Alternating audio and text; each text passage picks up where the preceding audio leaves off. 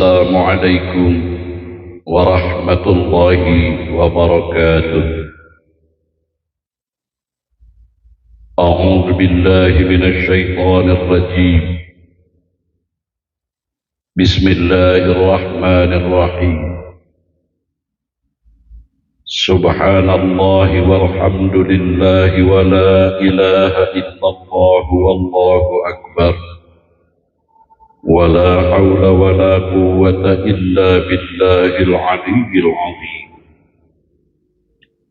صلى الله على سيدنا محمد صلى الله عليه وسلم وعلى آله وصحابته أجمعين.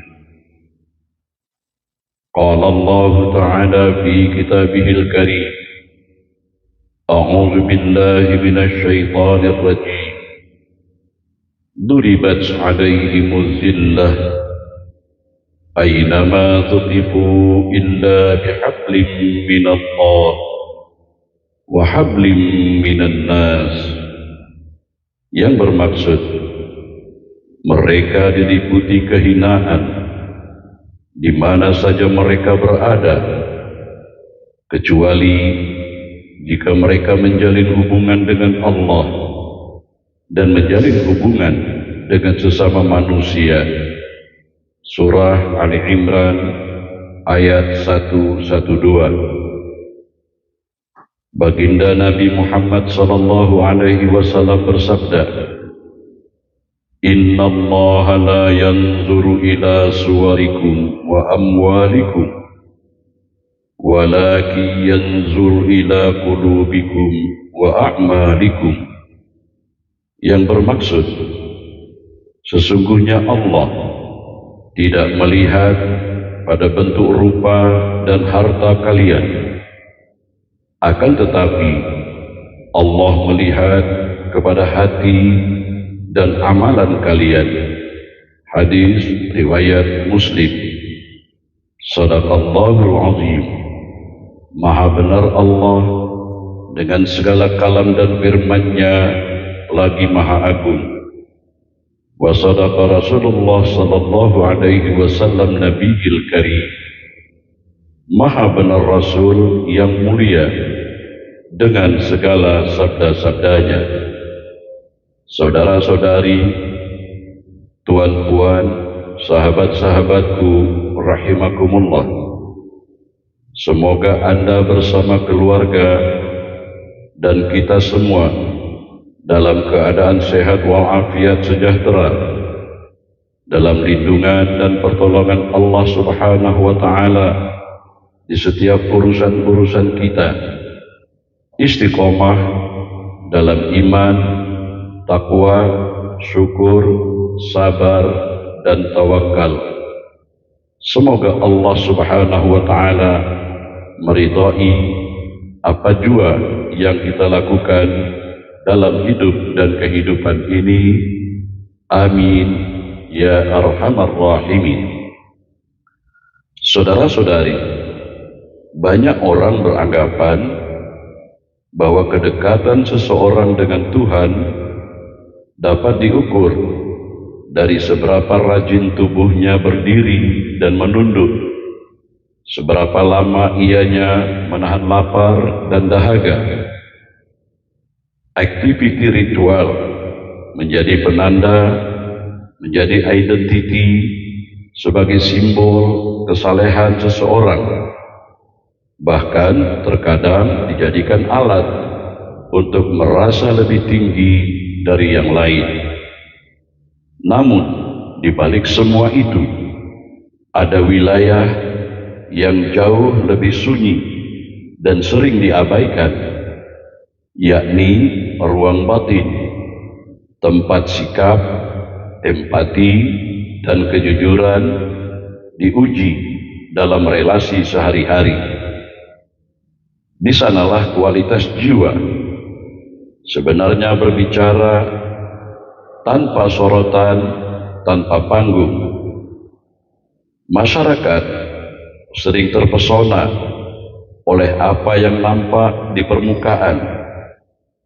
Kita mudah kagum pada simbol, pada pakaian, dan pada rutinitas ibadah yang terlihat rapi.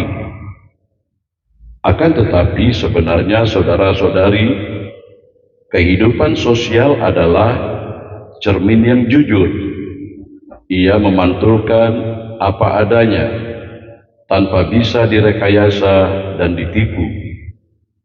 Terlihat bagaimana cara seseorang berbicara kepada yang lemah, bersikap kepada yang berbeda, atau merespons kesalahan orang lain. Ini menyimpan cerita panjang tentang kematangan jiwanya. Dari sinilah makna ibadah, menemukan bentuk paling nyata, bukan sebagai gerakan tubuh, tetapi sebagai kualitas kemanusiaan. Ibadah yang berhenti di tubuh tidak pernah benar-benar sampai ke jiwa. Sebagai contoh, ada orang yang sangat disiplin menjaga ibadah ritualnya, tetapi hatinya tetap sempit dan mudah melukai. Secara psikologis, ini menunjukkan adanya jarak antara perbuatan zahir dan kesadaran batin. Ibadah yang sejati seharusnya melunakkan, bukan mengeraskan.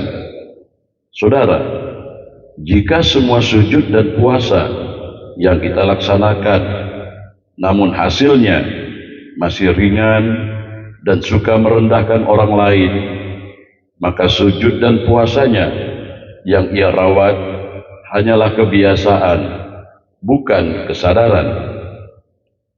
Tubuh jasmaninya taat, tetapi batin atau jiwanya belum mencapai kesadaran. Saudara-saudari, bagaimana cara kita memperlakukan kepada sesama manusia adalah bahasa paling jujur dari keimanan seseorang. Dalam kehidupan sosial, iman tidak berbicara melalui slogan, melainkan melalui sikap, tindak tanduk, perbuatan, yaitu akhlak. Bagaimana cara seseorang mendengar keluhan, bagaimana seseorang menahan amarah, atau bagaimana cara seseorang memberi ruang bagi orang lain untuk menjadi manusia seutuhnya. Itulah bahasa iman yang sesungguhnya.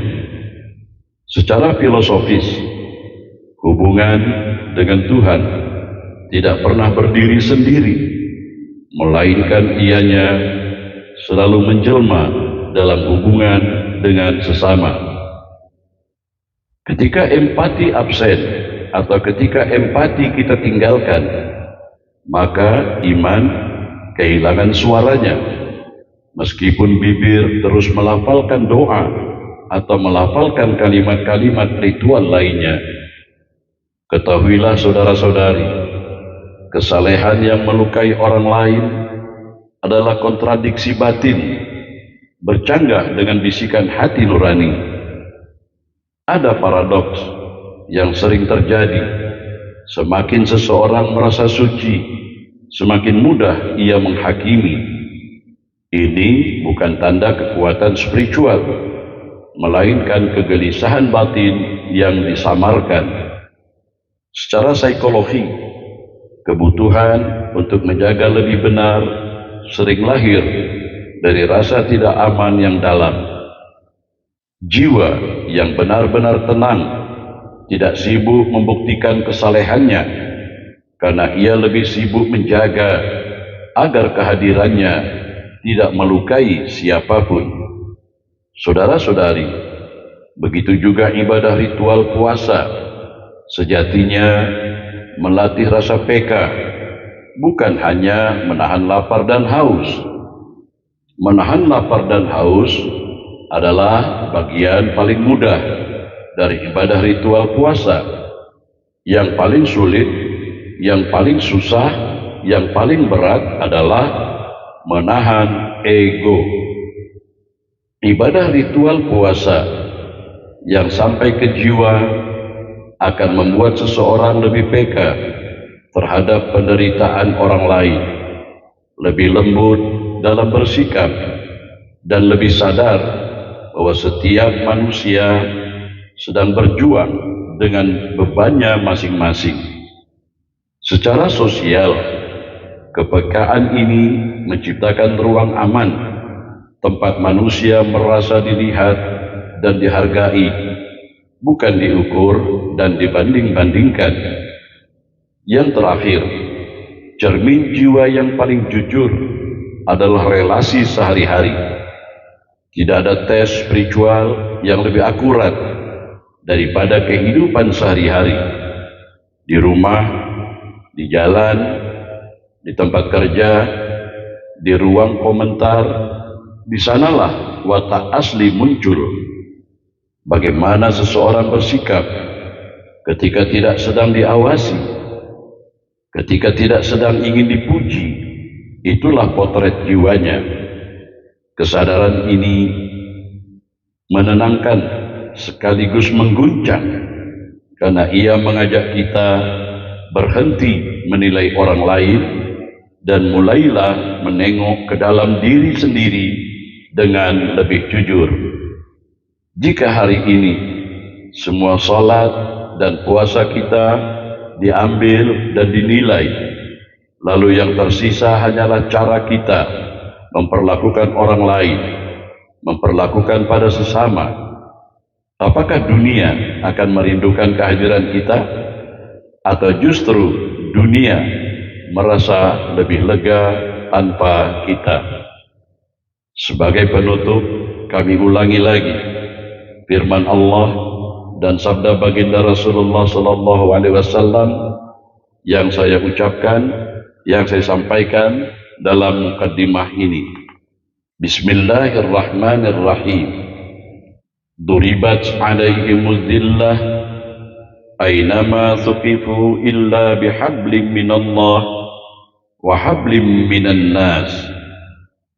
Mereka diliputi kehinaan di mana saja mereka berada, kecuali jika mereka menjalin hubungan dengan Allah dan menjalin hubungan dengan sesama manusia.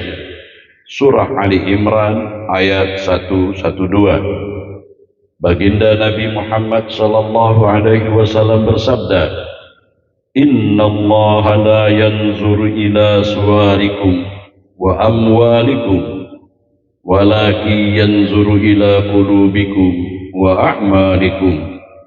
Sesungguhnya Allah tidak melihat pada bentuk rupa dan harta kalian, akan tetapi Allah melihat pada hati dan amalan kalian. Hadis riwayat Muslim. Sadaqallahul azim wa sadaqa Rasulullah sallallahu alaihi wasallam nabiyil karim. Maha benar Allah dengan segala kalam dan firman-Nya, lagi maha agung. Wa sadaqa Rasulullah sallallahu alaihi wasallam nabiyil karim. Maha benar Rasul yang mulia dengan segala sabda-sabdanya. Saudara-saudari, tuan-puan, sahabat-sahabatku, semoga tazkirah ringkas ini bermanfaat dan berkah untuk kita semua di dalam melanjutkan perjuangan hidup dan kehidupan kita di dunia ini, dan semoga kita setelah meninggalkan dunia ini menuju alam akhirat menjadi hamba-hamba Allah yang diridhai. Amin ya rabbal alamin. Wabillahi taufiq wal hidayah. Wassalamualaikum warahmatullahi wabarakatuh.